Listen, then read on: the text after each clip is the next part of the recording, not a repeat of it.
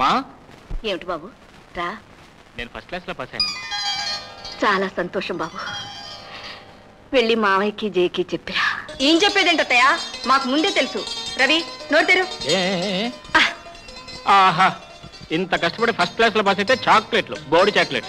నువ్వు ఇలా అంటావని తెలిసే నాన్నగారు మధ్యాహ్నం నీకు విందు ఏర్పాటు చేశారు. అమరేం ఏర్పాటు చేశారు? వస్తావుగా తెలుస్తుంది. అత్తయ్య మీరు కూడా రావాలి. నేనెందుకమ్మా, పాస్ అయింది వాడు వస్తాడులే. ఏయ్ స్నానం చేసావా? లేదు. చేయిస్తావా? సిగ్గు లేకపోతే సరే. పద పద, త్వరగా స్నానం చేసిరా, ఇద్దరం కలిసి వెళదాం. ఫస్ట్ క్లాస్ లో పాస్ అయ్యావు, వెరీ గుడ్. తర్వాత ఏం చేద్దాం అనుకుంటున్నావా? తర్వాత second class third class try చేస్తాడులే నాన్న. ఏం లేదు మామ, ఏదైనా ఉద్యోగం చూసుకుందామని. ఉద్యోగం? నువ్వు ఇంకా పై చదువులు చదివి చాలా పెద్దవాడివి కావాలి మేమనుకుంటుంటే ఉద్యోగం ఏమిటో? పై చదువులు చదవలేక కాదు, పెద్దవాడిని కాలేనే కాదు. ఎంతో కష్టపడి మా అమ్మ నన్ను ఇంతవాడిని చేసింది. ఇకనైనా అమ్మను సుఖపెడదామని. కేవలం మీ అమ్మను సుఖపెట్టడం కోసం నీ భవిష్యత్తును పాడు చేసుకుంటావా? చూడబ్బాయి, ఈ ఇంటి గొడవలని నాకు వదిలిపెట్టు. నువ్వెంతవరకు చదవాలనుకుంటే అంతవరకు చదువు, ఆ బాధ్యత అంతా నాది. అవును రవి, నీకెన్నో అవకాశాలున్నాయి. డాక్టరేట్ చేయొచ్చు, ఫారెన్ వెళ్ళొచ్చు. అసలు ఈ దేశంలోనే నీ అంతటి వాళ్ళు లేడనిపించుకోవచ్చు. ఊరికే నసపెట్టక ఎస్సను అను. అలాగే మామ. గుడ్. భోంచేయండి.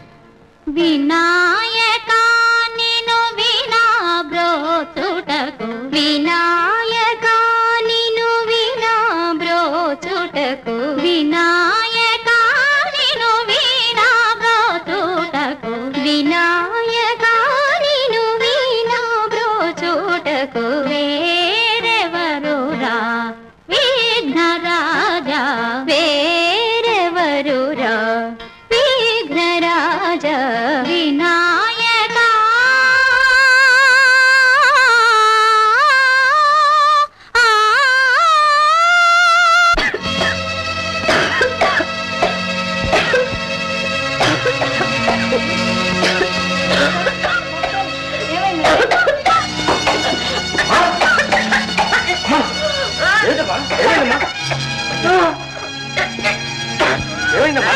అమ్మా,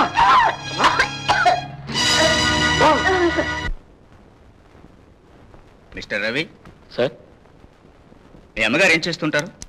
సంగీతం పాఠాలు చెప్తారు. ఇక మీదట ఆమె ఆ పని మానేయాలి. ఏం సార్? సస్పెక్టెడ్ థ్రోట్ క్యాన్సర్ వ్యాధి ముదిరిందనే చెప్పచ్చు.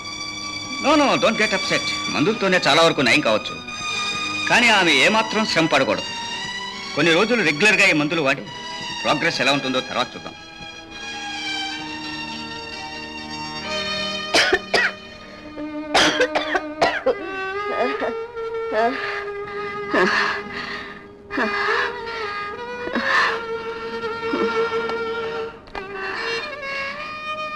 ఏమిట్రావి?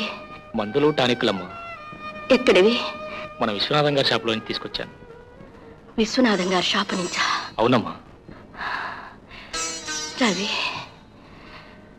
మన బ్రతుకులు మనకి బరువైతే భరించగలం, ఇతరులకు బరువైతే అది దుర్భరం బాబు. ఏమిటమ్మా నువ్వు అనేది?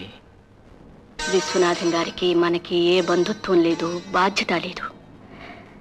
కానీ ఆయన మీ నాన్నగారి స్నేహాన్ని, ఎప్పుడో చేసిన సహాయాన్ని గుర్తు పెట్టుకుని అప్పుడప్పుడు మనల్ని ఆదుకుంటూ వచ్చారు. అది నేను రుణంగానే భావించాను. నేను కొద్దో గొప్ప సంపాదిస్తున్నాను, నువ్వు సంపాదిస్తావని ధీమాతో ఆ రుణానికైనా ఒప్పుకున్నాను. ఇప్పుడు నేను మూలపడ్డాను, నీకు ఆ ఉద్యోగం లేదు. ఈ పరిస్థితుల్లో ఆయన దగ్గర నుంచి. నాకు తెలుసమ్మా, అందుకే అప్పురాసి తీసుకొచ్చాను. తీర్చగల శక్తి ఉన్నప్పుడే అప్పుగా ఉంటుంది, లేకపోతే అది బిచ్చం. వద్దు బాబు, తీసుకువెళ్ళి ఆ మందులు ఇచ్చేసిరా. నువ్వు నా కోసం పడ్డ శ్రమ, కష్టమే నీకు ఈ జబ్బు రావడానికి కారణమమ్మా.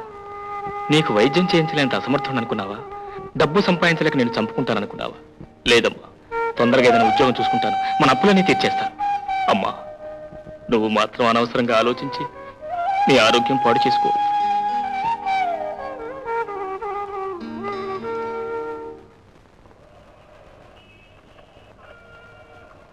Good morning sir. Good morning. నా certificates. MA first class. Good. Sports. Very good.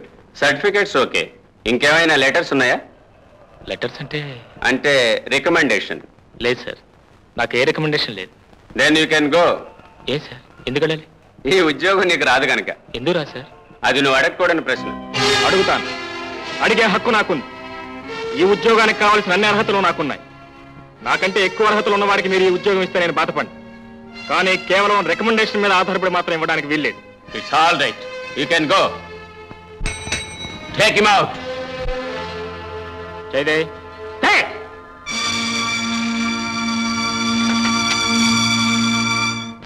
Mister Ravi, sir you see, ఈ ఉద్యోగానికి కావాల్సిన అర్హత ఏమిటో తెలుసా?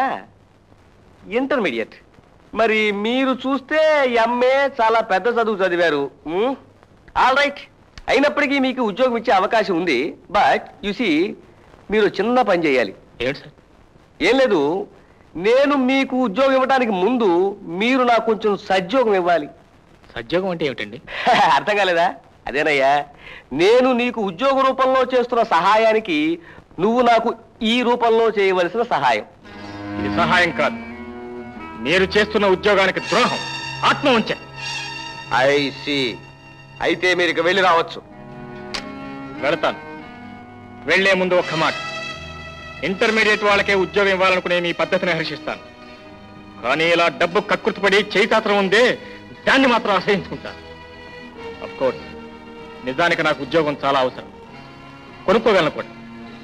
కానీ ఇలా అక్రమంగా ఉద్యోగం సంపాదించుకుని న్యాయంగా అర్హుడైన వానికి అన్యాయం చేయడం ఉందే, అది అవినీతి, అక్రమం, అసహ్యం. Good bye. Oh my god, ఉద్రేకం ఉద్రేకం. అన్యాయాలు చేయలేను, అక్రమాలు సహించలేను, లంచాలు ఇవ్వలేను, రికమెండేషన్లు తెచ్చుకోలేను. ఇవి నాకున్న దుర్గుణాలు. నన్ను ఏం చేయమంటారో చెప్పండి. విన్నావా అమ్మా? ఇది వరుస. వీడెలా బ్రతుకుతాడో ఏమో.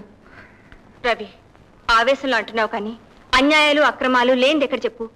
అవును జయ, జీవితంలో అడుగుపెట్టిన 4 రోజుల నుంచి అదే చూస్తున్నాను, అదే తెలుసుకుంటున్నాను. తెలుసుకుని ఏం చేస్తావురా? ఏదో ఒకటి చేస్తానమ్మా. ఏ ఉద్యోగం దొరకపోతే 4 ట్యూషన్లనే చెప్పుకుంటాను, అది కూడా దొరకపోతే కూలో 4 చేసుకుని పడుతాను. అంత కర్మేం పట్టింది రవి? మా నాన్నగారిని అడగకూడదు? వద్దు జయ, నా కాళ్ళ మీద నేను నిలబడాలి. సర్లే, భోంచేద్దు గనరా, పొద్దెక్కింది. వద్దమ్మా, సంపాదించలేని వాడికి తిండి తినే అర్హత, హక్కు లేదు. ఎందుకురా అంతంత మాటలంటావు? హక్కులు అర్హతలు చూసి ఏ తల్లి అన్నం పెట్టదురా. రా భోంచేద్దు గాని. అమ్మా జయ, నువ్వు రామ్మా. వద్దత్తయ్య, ఇంటికి పెడతాను. ఏ అమ్మా, మా పేదరికాన్ని చూసి బిడి పడుతున్నావా? ఎంత మాట అన్నావత్తయ్య. నేను నిజంగా మా పనికిరాని ఐశ్వర్యానికి సిగ్గుపడుతున్నాను. పద భోంచేద్దాం. ఉద్యోగం ఉద్యోగం ఎక్కడున్నాయి ఉద్యోగాలు? 5వ క్లాస్ మొదలు ఐఏఎస్ చదివిన వాడి వరకు అందరికీ ఉద్యోగాలు కావాలి. ప్రతి వాడు ఒక పట్టాపుచ్చుకున్న ఉద్యోగం ఉద్యోగం అని బయలుదేరతాడు. ఎందుకు? అసలు చదువుకునేది ఉద్యోగం కోసమేనా? మనిషి ఉద్యోగం చేసుకుని బతకలా? వేరే విధంగా బతకలేడా? అలా బతకలేని నేర్చే వాళ్ళని నా దగ్గర తీసుకోండి, నేను చెప్తా వాళ్ళు.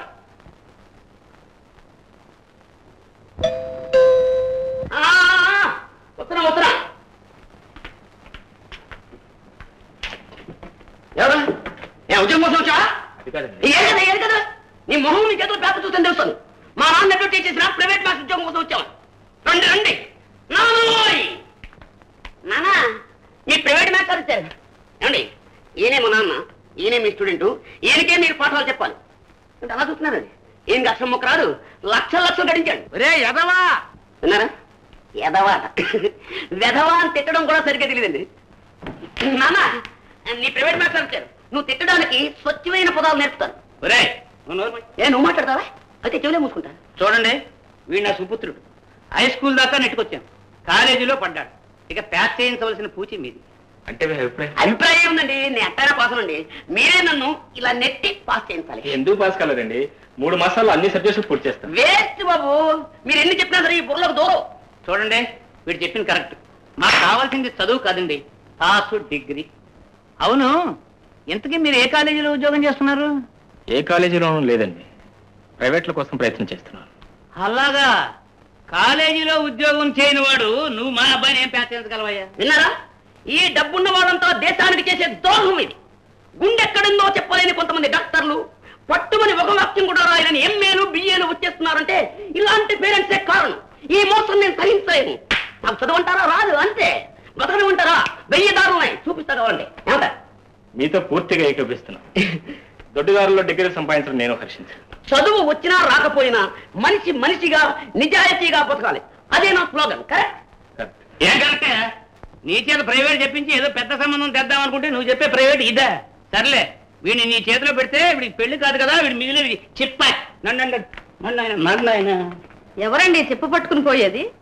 నా బిడ్డేనా? కాదు, నేను. అవును, మీరు చెప్పు పట్టుకునేగా వచ్చారు, నన్ను పెళ్లి చేసుకున్నారు.